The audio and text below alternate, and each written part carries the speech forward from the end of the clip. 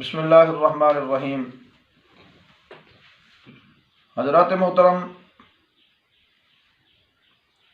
اللہ رب العالمین نے اپنے ان بندوں کے لیے جنہوں نے اس کی رضا کی خاطر اپنے آپ کو دن بھر کھانے پینے اور دنیا کی جملہ لذتیں خواہشوں سے دور رکھا، رب کائنات نے ان کے لیے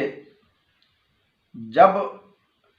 جنتی لوگ جنت میں داخل ہوں گے ان لوگوں کے لیے اللہ نے کیا انتظام فرمایا ہے؟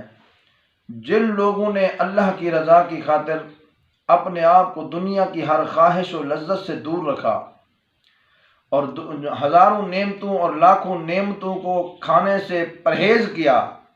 اللہ کی رضا کی خاطر، تو ان کی شان اور ان کا عظمت اور ان کے جنت کے داخلے کی ترتیب کیا ہوگی؟ آئیے دیکھتے ہیں آقا علیہ الصلوۃ والسلام کی حدیث مبارکہ سے۔ آقا علیہ الصلوۃ والسلام نے ارشاد فرمایا، قال رسول اللہ صلی اللہ علیہ وسلم فی الجنت ثمانیۃ ابواب منہا، آقا علیہ الصلوۃ والسلام نے ارشاد فرمایا اللہ رب العالمین نے جنت میں 8 دروازے رکھے ہیں، منہا ان 8 میں سے ایک، باب یسمی الریان، ان 8 دروازوں میں سے ایک دروازہ اللہ نے ایسا رکھا ہے جس کا نام ہے الریان۔ اب 8 دروازوں کے مختلف نام ہیں، کسی کا نام باب الصدقۃ خیرات ہے، اور کسی کا نام باب الصلاۃ ہے، کسی کا نام باب الحج ہے، اور ہر دروازے کا اپنا اپنا نام ہوگا، اور ہر دروازے سے عابد بھی گزر رہے ہوں گے، تقوی پرہیزگار لوگ کرنے والے بھی گزر رہے ہوں گے، لیکن جنہوں نے اللہ کی رضا کی خاطر اپنے آپ کو دنیا کی لذتوں خواہشوں دنیا کی لاکھوں کروڑوں نعمتوں کو چھوڑ کر فقط رب کی رضا کی خاطر روزہ رکھا، اللہ رب العالمین ارشاد فرمائیں گے، سرکار کا فرمان ہے، فرمایا ان روزے داروں کو اللہ فرمائے گا الگ کر لو۔ تو روزے دار اس وقت پوچھیں گے کہ اے مالک، تو نے تو فیصلہ فرما دیا ہم نے جنت میں داخل ہونا ہے،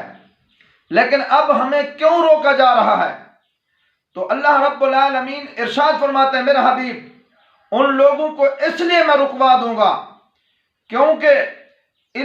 لا يدخلہ، جو دروازہ الریان کا میں نے رکھا ہے اس میں سے کوئی عام جنتی نہیں گزر سکے گا، کوئی دوسرا بندہ نہیں گزر سکے گا۔ ہاں کون گزرے گا؟ فرمایا الا الصائمون، جو روزے رکھنے والے ہیں اللہ کی رضا کی خاطر، اس باب الریان سے فقط وہی گزریں گے۔ اس کی مثال آپ یوں سمجھ لیں، جیسے ہم کسی ایئرپورٹ پہ جاتے ہیں یا کسی ادارے میں جاتے ہیں، اور جو باقی دروازے ہوتے ہیں وہ عوام الناس کے لیے ہوتے ہیں، اس میں سے ہر کوئی گزر رہا ہوتا ہے، جس کے پاس کاغذات ہوتے ہیں ایئرپورٹ کے داخلے کے، وہ ہر بندہ اس دروازے سے گزرتا بھی ہے، داخل بھی ہوتا ہے،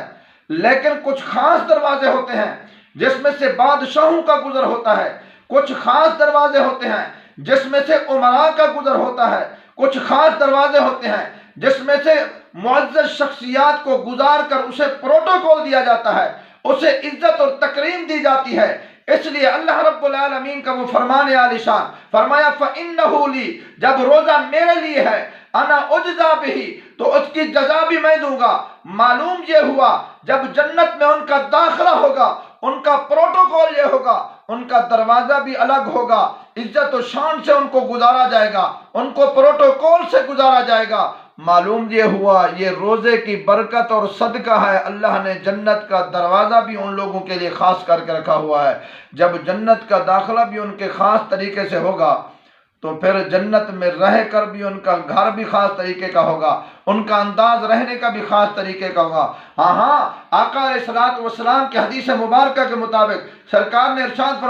فرمایا روزے دار جب جنت میں داخل ہو جائے گا، باب الریان سے جائے گا، جب جنت میں اس کے رہنے کی جگہ ہوگی، باقی جنتیوں سے مختلف ہوگی، باقی جنتیوں کو اللہ اپنا دیدار کرائیں گے، لیکن روزے داروں کو اللہ اپنی ملاقات کرائیں گے۔ معلوم یہ ہوا جن لوگوں نے ماہ رمضان المبارک سے محبت کی، ماہ رمضان المبارک کو اپنے سینوں میں سجایا، ماہ رمضان المبارک کے ذریعے اپنے ظاہر و باطن کو پاک کیا، ماہ رمضان المبارک سے اپنے چہرے کی نورانیت کو بحال کیا، اپنے گناہوں کی مغفرت طلب کی، ماہ رمضان المبارک کی رحمت اور برکت سے اللہ رب العالمین جنت میں بھی اپنی ملاقات کرائیں گے، اور جنت میں داخلے کے لیے بھی ایک خاص دروازے سے گزر فرمائیں گے۔ دعا کرتا ہوں اللہ رب العالمین ہمیں اس ماہ مبارک کی رحمت، برکت اور فضیلتوں سے نوازش عطا فرمائے، اور اللہ رب العالمین کی بارگاہ میں التجا ہے اللہ ہم سب کی بخشش و مغفرت فرمائے۔